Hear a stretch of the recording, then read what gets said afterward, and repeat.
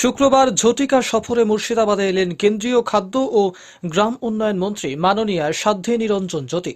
এদিন সকালে প্রথমত বহরমপুরের হাতিনগর এলাকায় দলীয় কর্মীদের নিয়ে হাজির হন তিনি। সেখানে মূলত ওই এলাকার নতুন ভোটারদের নাম তালিকাভুক্ত করতে উৎসাহিত করেন মন্ত্রী। এই উপলক্ষে এদিন বহরমপুর বিধানসভার অন্তর্গত হাতিনগর গ্রামীণ স্বাস্থ্য কেন্দ্রের মাঠে জমায়েত হয়ে এলাকার প্রতিটি বাড়ি বাড়ি গিয়ে নতুন ভোটারদের নাম তালিকাভুক্ত করার বিষয়ে বিশেষভাবে উৎসাহিত করেন মন্ত্রী সাধ্বী নিরঞ্জন জ্যোতি সহ জেলা বিজেপির নেতা ও কর্মীরা। প্রজাতান্ত্রিক দেশে সরকার গড়তে গণতান্ত্রিক অধিকার প্রয়োগ বিশেষভাবে প্রয়োজন। মূলত এই উদ্দেশ্য নিয়েই এই মুহূর্তে এই অভিযান শুরু করা হয়েছে সারা দেশ জুড়ে বলে জানিয়েছেন তিনি।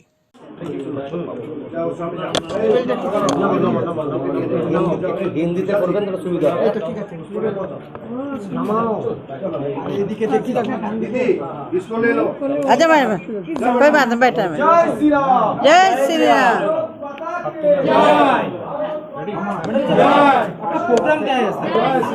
आज से भारतीय जनता पार्टी की तरफ से नवमतदाता संपर्क अभियान चलाया जा रहा है। जो वोटर बने नहीं उनको वोटर बनने की प्रेरणा देना, और क्योंकि एक यही हमारा अधिकार है सही सरकार चुनने का। हमारा प्रजातांत्रिक देश में मत ही हमारा एक औजार है जिसको हम राष्ट्र के निर्माण में सही सरकार चुने। और आज जब मैं पश्चिम बंगाल में हूँ, परसों ही भारत ने एक इतिहास रचा है जिसको पूरे विश्व ने सराहा, पूरे विश्व ने बधाइयाँ दी। देश के वैज्ञानिकों के परिश्रम, देश के वैज्ञानिकों के अदम्य साहस को मैं भी नमन करती हूँ और उनको बधाई भी देती हूँ। भारत आज विश्व में अर्थव्यवस्था के मामले में 5वें स्थान पर आ चुका है। मनमोहन सिंह की सरकार में 10% में था। 9 सालों में इतनी प्रगति की है। तो मेरा पश्चिम बंगाल के मतदाताओं से अनुरोध है कि आइए देश हित में हम लोग मतदान करें। ये जो गठबंधन बना है ये देश हित में नहीं बना, ये सिर्फ अपने परिवार के हित में बना है।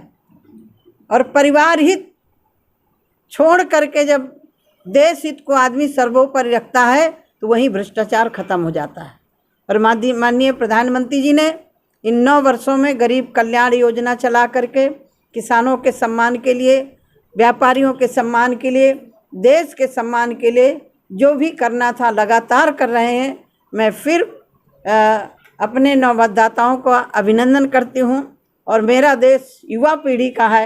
इस समय बहुत युवा पीढ़ी आगे आ रही है और यह युवा पीढ़ी के अंदर जागरूकता भी है। आपने परसों देखा होगा कि चंद्रयान 3 जैसे ही सकुशल लैंड हुआ, पूरे देश में जश्न का माहौल था। बूढ़ा बुजुर्ग नौजवान नृत्य कर रहे थे। ये भारत की शख्सियत है, ये भारत का सामर्थ्य है जो भारत अपनी ताकत विश्व पटल के मध्य रख रहा है कि हम वो भी कर सकते हैं जहाँ दुनिया नहीं पहुँची। मैम, एक बात है जो आपका बीजेपी नेता शुभेंदु अधिकारी ने कहा जो रेपिस्ट को जरूरत पड़ने पर इनकाउंटर करना होगा, आप क्या कहेंगे? देखिए, मुझे लग रहा है कि बहन बेटी किसी की भी हो, उसके लिए देश को एक मुश्त आवाज़ में खड़ा होना चाहिए। और पश्चिम बंगाल में ममता बनर्जी के क्षेत्र में महिलाओं को कपड़ा उतार करके खुले घुमाया गया। एक महिला के राज्य में नाम ममता है लेकिन इतनी क्रूरता अंदर भरी है, मैं नहीं समझ पा रही हूँ कि महिला है या अंदर क्या बैठा हुआ है। मुख्यमंत्री का दायित्व तो होता है, उसने वोट दिया है कि नहीं दिया है, सपोर्ट किया है कि नहीं किया। मुख्यमंत्री हो, मुख्यमंत्री रहते पूरे प्रदेश की जनता आपकी है, उसका पालन करना आपकी जिम्मेदारी है। लेकिन ममता बनर्जी जी जहां उनके झंडे को छोड़ करके किसी कार्यकर्ता के घर में किसी का झंडा दिखाई पड़ता है, उनके गुंडे वहां हमला करने लगते हैं। तो इस प्रदेश में तो उम्मीद नहीं की जा सकती ममता बनर्जी से।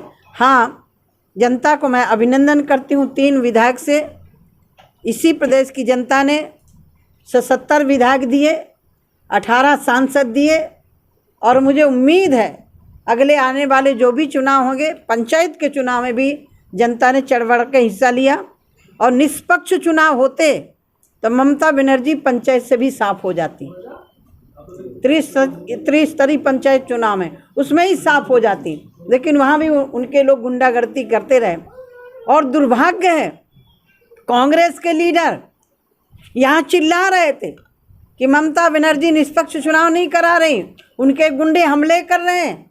लेकिन दिल्ली में जाकर के क्या हो गया, अधीर रंजन चौधरी को वहाँ जाकर के कम्युनिस्टों के गले में गले हाथ डाल करके चल रहे हैं। ये जनता को गुमराह करने वाले लोग हैं, ऐसे लोगों से सावधान जरूर रहना पड़ेगा। धन्यवाद। মুর্শিদাবাদ থেকে বিনয় রায়ের রিপোর্ট, খবর 7 দিন।